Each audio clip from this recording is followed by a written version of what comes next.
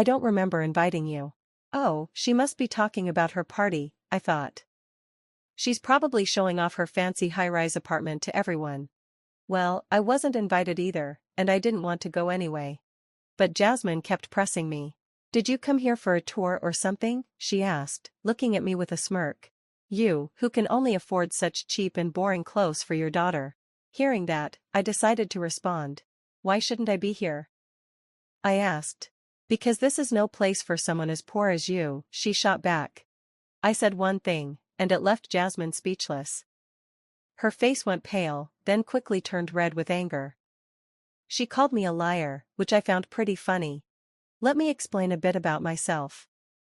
My name is Alan, and I'm a homemaker. I used to want a job, but my husband asked me to stay home and take care of our family, so I did. I work hard every day, and it's a joyful life. My husband, our lovely daughter, and I share a home filled with love and care. This story happened a few years after our daughter was born. By then, she was old enough to start preschool. We looked at a few schools and chose one where we thought she could grow and thrive. At first, she was nervous, but she quickly made friends and enjoyed her time there. Through her friendships, I met other moms and made friends too. Most of them were kind, but a few were not so nice. One of them was Jasmine. Jasmine always acted like she was better than everyone else. Other parents told me her husband worked at a famous company, and she loved to brag about being his wife. Jasmine's stories were always about fancy things, staying in luxurious hotels, traveling abroad, or buying expensive designer items. Recently, I had to hear her brag about having lunch at a famous chef's restaurant. While Jasmine had a small group of friends among the moms, I preferred to stay away from her. But, as life goes, we can't always avoid certain people. One holiday, I took my daughter to the park and unexpectedly ran into Jasmine. "Oh, hello there," she greeted me. Jasmine was dressed in a tight, elegant dress and delicate, strappy shoes. Everything she wore screamed expensive. Her outfit was eye-catching and flashy, hardly what you'd expect someone to wear to a park with their child. "Hello," I replied, trying my best not to look uncomfortable. Jasmine suddenly stopped smiling and stared at me.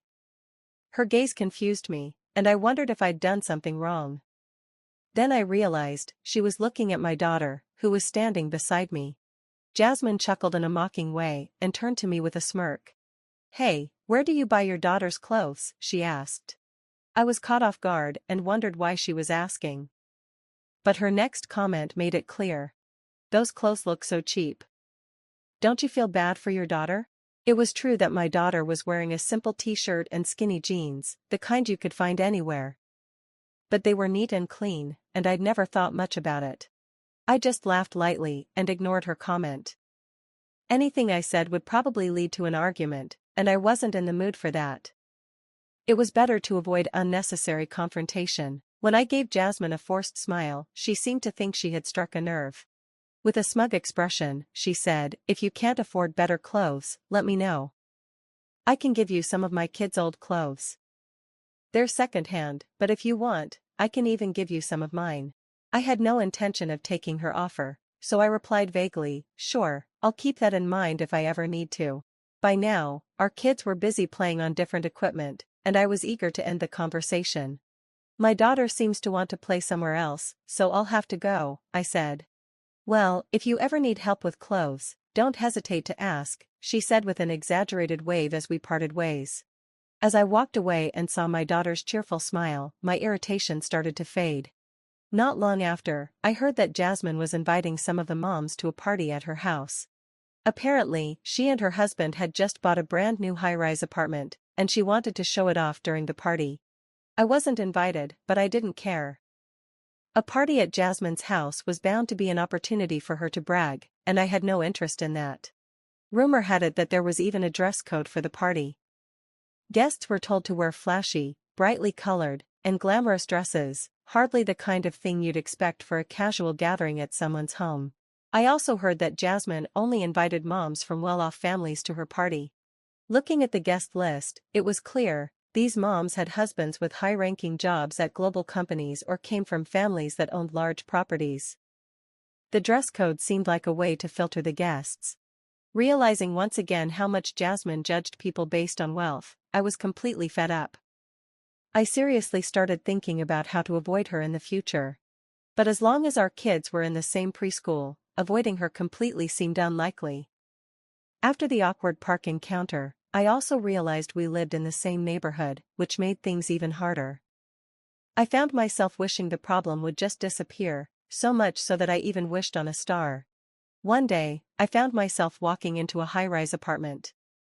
I opened the automatic lock at the entrance, stepped inside, and looked around the floor.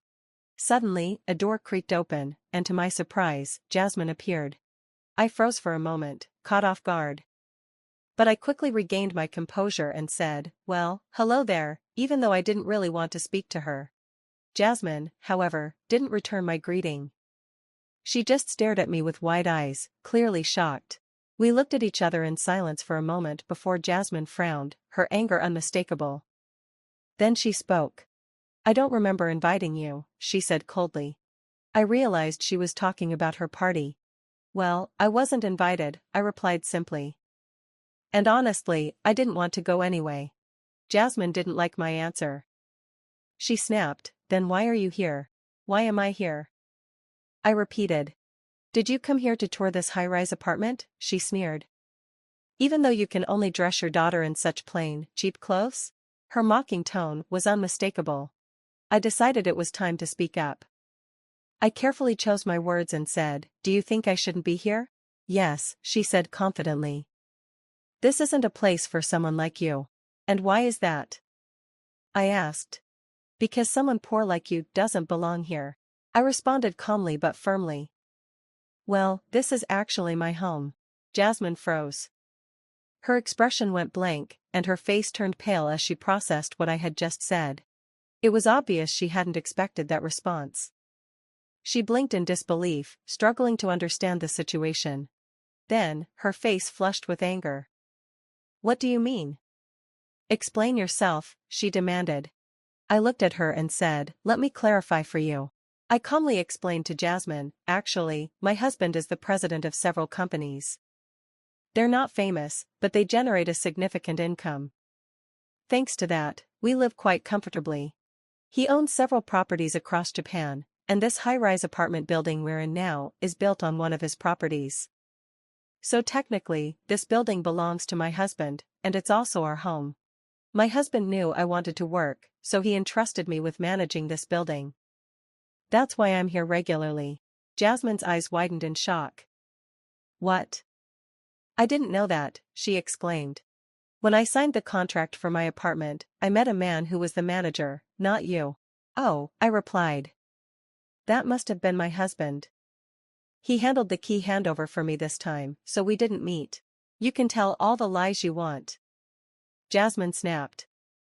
With that parting shot, she stormed back into her apartment.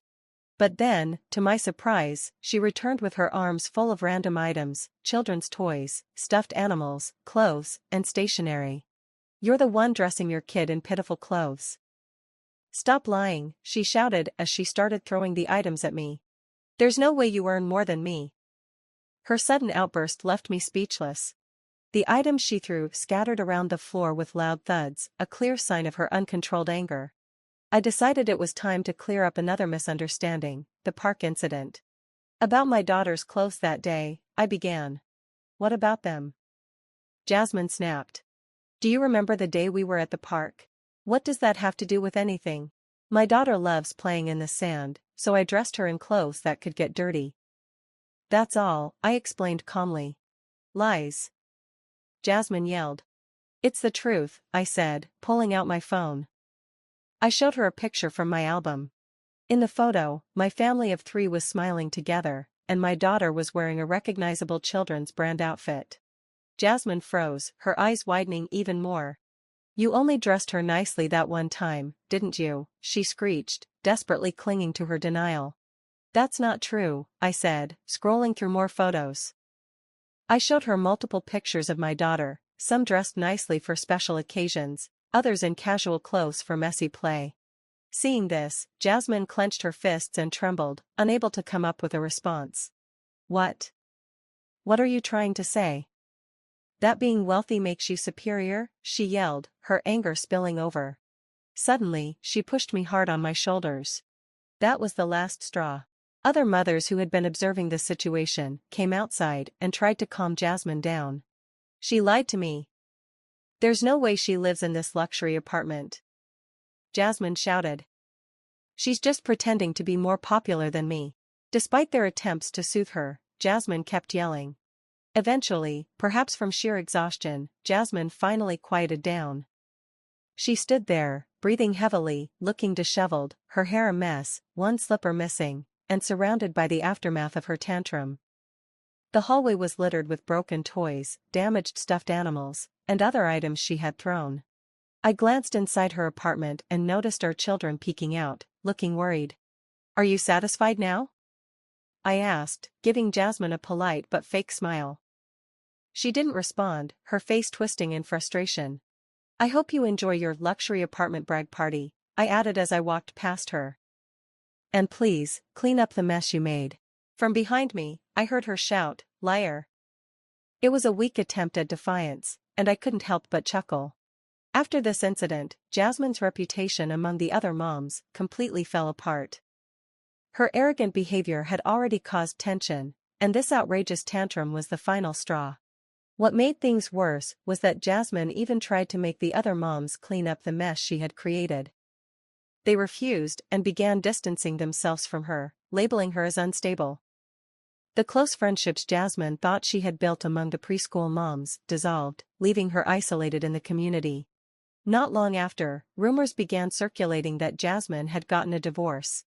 Apparently, Jasmine had been living extravagantly on her husband's money, spending on international trips and designer goods. This had strained their marriage for some time. The tantrum where she threw objects at me, and refused to clean up afterward, was the final blow. It was said that her husband confronted her and decided to end their marriage. Jasmine reportedly begged him, "Please don't leave me," but he responded firmly, "I never thought you'd stoop this low. I can't stay with you anymore. I'm taking custody of our child." And with that, Jasmine was left completely alone. Their marriage had been a secret elopement, so Jasmine had no family or close friends nearby to support her. Jobless and without her husband's financial support, she struggled to get by. News of her fall from grace spread quickly, making it difficult for her to find work. Eventually, Jasmine found a part-time job at a supermarket. She now lives in a rundown, 50-year-old apartment with creaky doors, barely making ends meet. I hope that through all this, Jasmine has learned her lesson, not to judge people by their wealth.